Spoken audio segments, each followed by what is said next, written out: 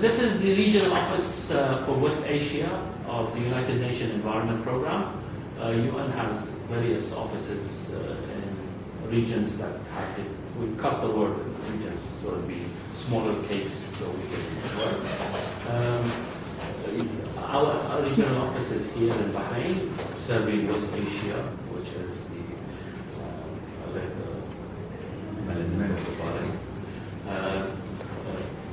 I'm a Rotarian from Adlia Rotary Club, and we're very delighted to be part of two activities now, Adlia Rotary and UNEP.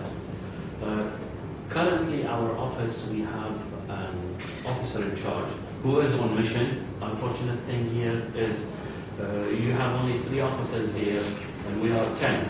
The rest of them are spread out. Everybody is on a mission in a different country. Our officer in charge is on a mission currently. Dr. Abdullah is officer in charge. Of the two of us. My other colleague and partner in crime in most of the projects that we have and activities is Melanie Hutchinson. Melanie is the heart and soul of our, because she keeps me on track. I keep getting into trouble. Yeah, it's the toughest job going. It always is, trying to herd a man around. Yeah. I'll let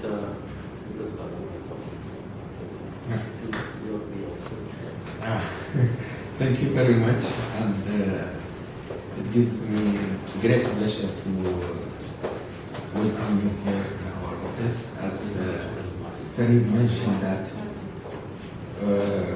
we are serving 12 countries, so our officers always out of Bahrain, and they'll spread not only in our region but in the other continent. And like now one in Bali. Two in Indonesia. 2 in Indonesia. Who is that? Diana and yeah. So because we have to follow up with the or support our countries or our member countries in implementing and be compliance with the MEAs, what we call MEAs, multilateral environmental agreements. That multilateral environmental agreements covers all subjects concerning the environment, such as ozone issues, like what I'm responsible for, and biodiversity and chemicals, waste, and others. So for that, we are always with the countries in the international and regional conferences, and also we always with the countries in their activity, in their local activities, in order to support them, to give political support and policy support and technical support. For example, now we have one officer. He is here in Bahrain, but because there is an activity about the climate change, so he is there with them. Melanie, I think she has very fresh knowledge about our office and UNEP, because as our brother Farid mentioned, they have just come from Cairo to prepare for Rio Plus 20, so they have very fresh knowledge about what we have to do and what we have done for the countries in the region about the environment issues. So please, floor is yours. Thank you and good morning. It's great to see you. I think Fareed had also asked if I could give kind of an overview on sort of all of the programme areas we have. I don't know if that's of interest and look at where we're coming.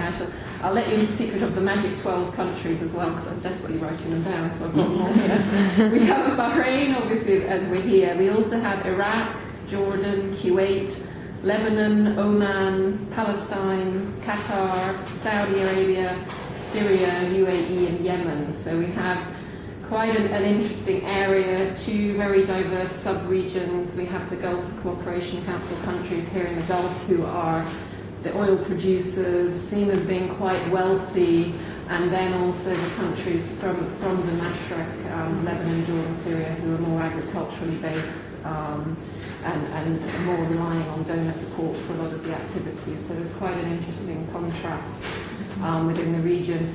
We also have on the top of that as well at the moment the challenges arising from the Arab Spring and looking at how we're working with the rest of the UN system in terms of what the UN can do in support, primarily humanitarian governance-related issues at the moment, but obviously environment is so important, kind of underlying and holding all those things together. So we're contributing to that with the rest of the UN system.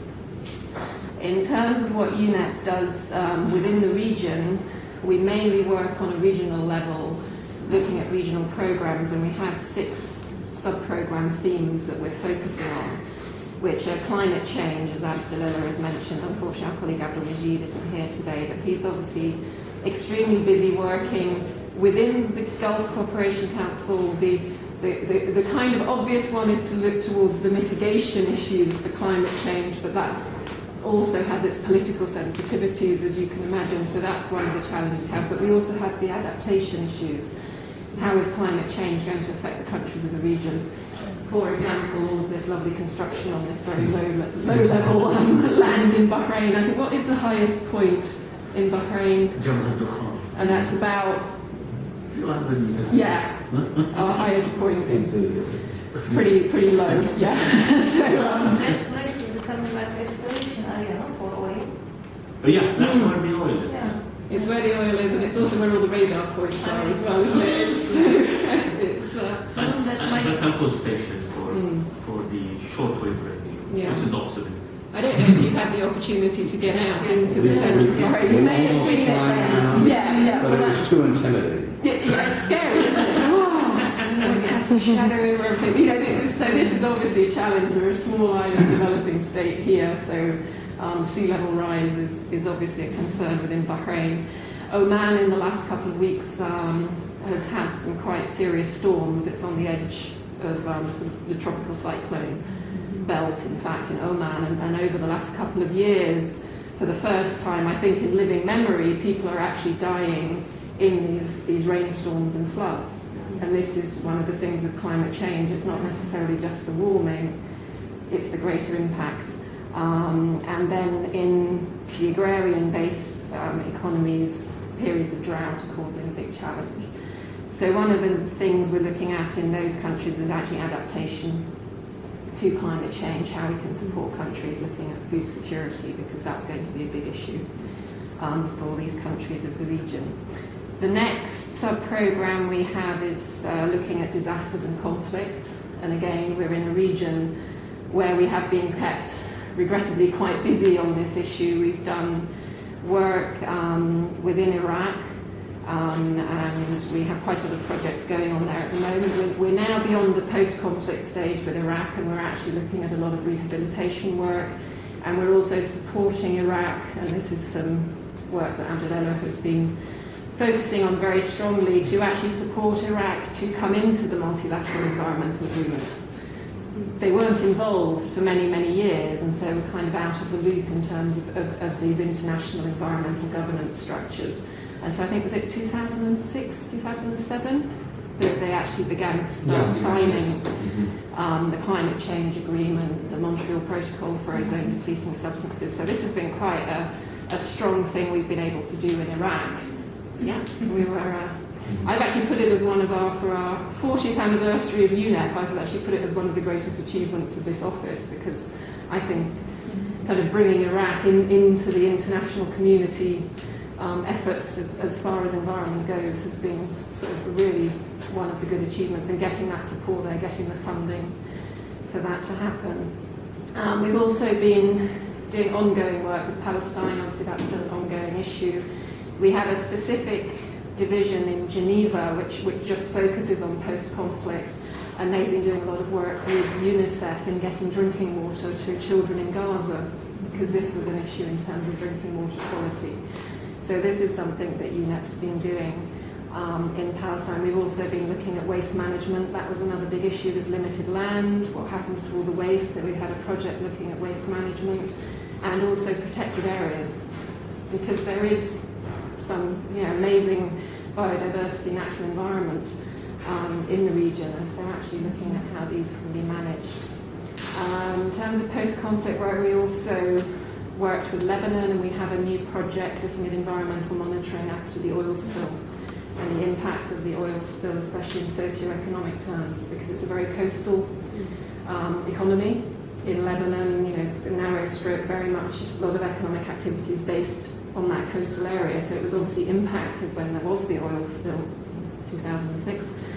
And so we're working now on developing environmental monitoring there. I think those are the main ones. What is there now right now on the project? Oh, Fuad's in Beirut doing that. So this is where we've lost one of our colleagues doing that. He looks after natural resources management, so this is something that's fallen under his remit in terms of the marine environment. What's the next sub-program? The ecosystem management. We look at, within this region, it's water and the marine environment are very, very important. The Rockney Sea area, as we call it, the Gulf Sea area, is almost an enclosed water body, so any pollution going in there is having quite a large impact. And especially the desalination plants, it's kind of a cumulative effect. There's a limit to how many desalination plants you can have without having an impact on a closed water body, because you are putting chemicals back in. It's hot water going back in, you've got a thermal impact. So we're working with the regional seas programs, looking at that. Other things with ecosystem management, natural resources, natural water resources, not so much in this region, there's not a lot of surface water, but there's obviously groundwater. But the rivers, we have very few rivers in the region. They're all coming from outside of the region. For example, the main rivers, the Tigris and the Euphrates, coming in from Turkey. There's issues in terms of the dams on the rivers and availability and transboundary management. The ecosystem management work also looks at land management, because this links in with the climate change issues and food security, and how are we managing our land and our water in order to maintain the agriculture. The fourth area that we look at is environmental governance, which is the multilateral environmental agreements, which is where our colleague Diane gets to go to Bali.